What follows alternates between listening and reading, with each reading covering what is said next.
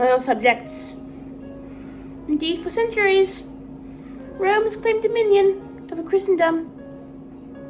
But England has its own destiny, its own king, its own God.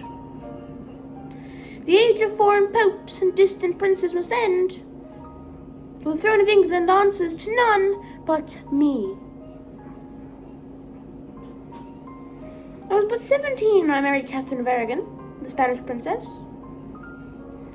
She was the widow of my brother Arthur, and for the union we sought the Pope's blessing. Pope Julius II granted us dispensation. I took her as my queen, believing it was God's will. Although she did bear many children, only one did survive, that being Mary. But with no son to inherit my crown, no heir to secure the Tudor legacy, was this God's punishment? The beginning of a war I did not choose.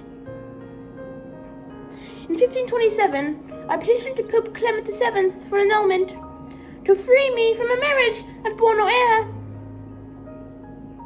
I called upon the scriptures, citing Leviticus, if a man shall take his brother's wife, it is an unclean thing, they shall be childless.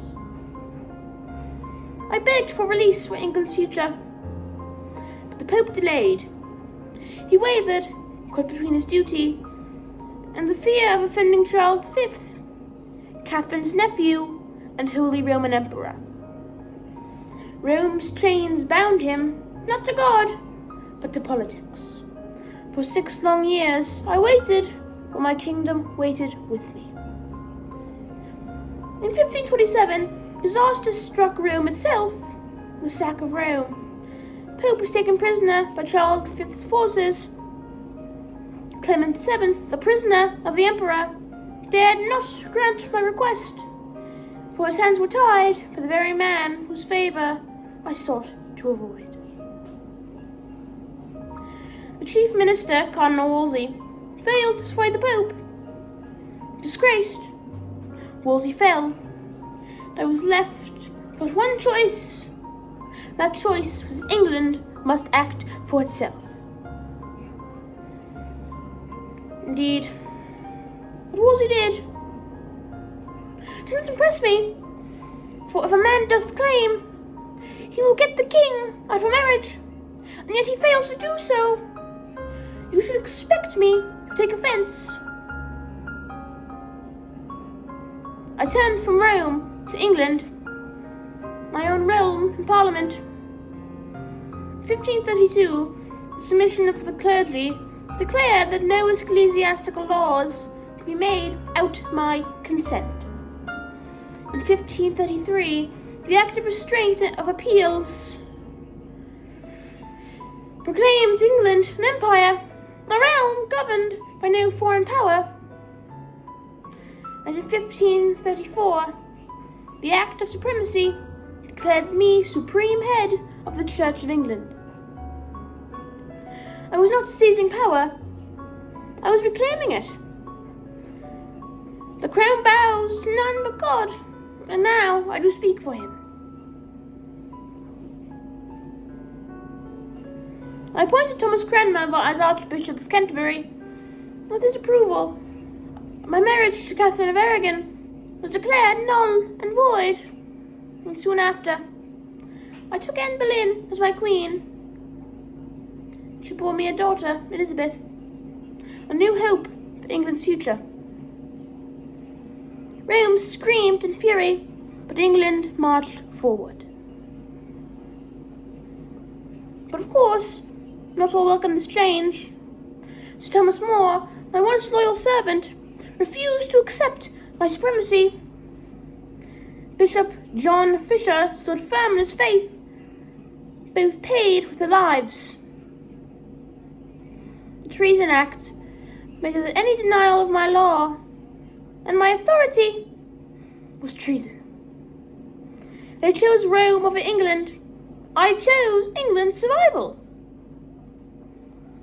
Under the guidance of my trusted minister, Thomas Cromwell, we began the dissolution of the monasteries in 1536. Over 800 houses of prayer were closed. The wealth of the church flowed to the crown, strengthening the realm. But some rose in rebellion, the pilgrimage of grace, yet they were crushed. The monks prayed while my people starved. Their gold did not save them. They called me a tyrant, a heretic, a monster, but I gave them freedom. I did not break with God, only the Pope. My faith remains true, but my crown bows to no foreign land. Judge me how you will, but do remember this. Your church, your language, your very crown stands on the bones of my defiance. And if my soul must answer for it, so be it.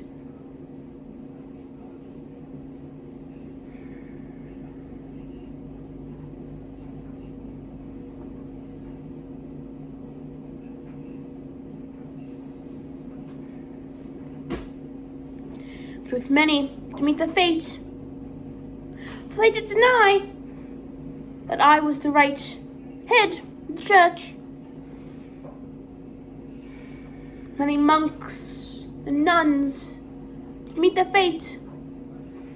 In fact,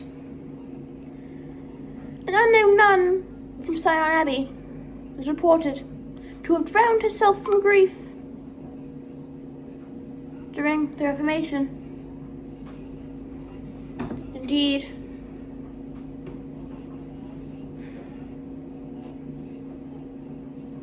denying my authority, she did risk her soul. And in truth,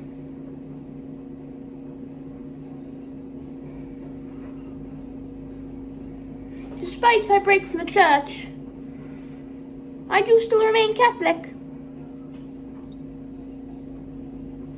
For indeed the Church of England be more of a reformed Catholicism, although we do not bow to a pope. And I'm told in these modern times we still do not. But I am told that many do cite Anne Boleyn as the main reason for the Reformation. But I'd like to state that although yes, she was a factor, it was not the main reason for my break, as many do cite. Nay, it was not. There were many factors into why I did break from Rome, including my lack of heir, which I have mentioned, and the fact that Catherine was reaching 40, and was still no heir. The chances of an heir being born were looking slim. In truth, early in our marriage, we did have a son, but he died a mere 40 days old, Henry, Duke of Cornwall, and we were not permitted to attend his funeral.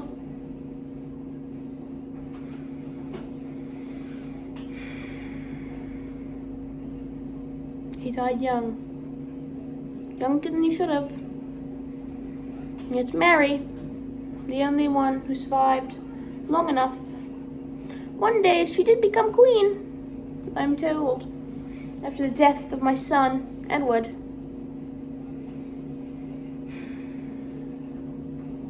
And she did try to restore the Catholic Church and undo what me and her brother had done, although she did fail, and all she did accomplish was the executions of 280 Protestants, and earning herself the name Bloody Mary, and accidentally giving 280 people martyrdom. Although I do admit, Edward was indeed more radical than I, for he was full Protestant. Indeed, I had tried to mix most of the Catholic Church, the good things rooted in our tradition, and the Reformation, but I did not go full Lutheranism. Indeed, the Reformation did set the grounds for many.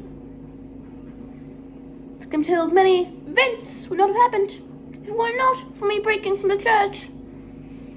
And indeed, I am told, the Reformation is now remembered still as much as it was large of an event as it was when it happened. And I'm told that yes, many do still remain faithful to my church, and the monarch, now Charles III, didn't even know there was a Charles I. That must have been after me, is the head of the church, as it is intended. And with that, I do say, I must go now. I do hope to see you all very soon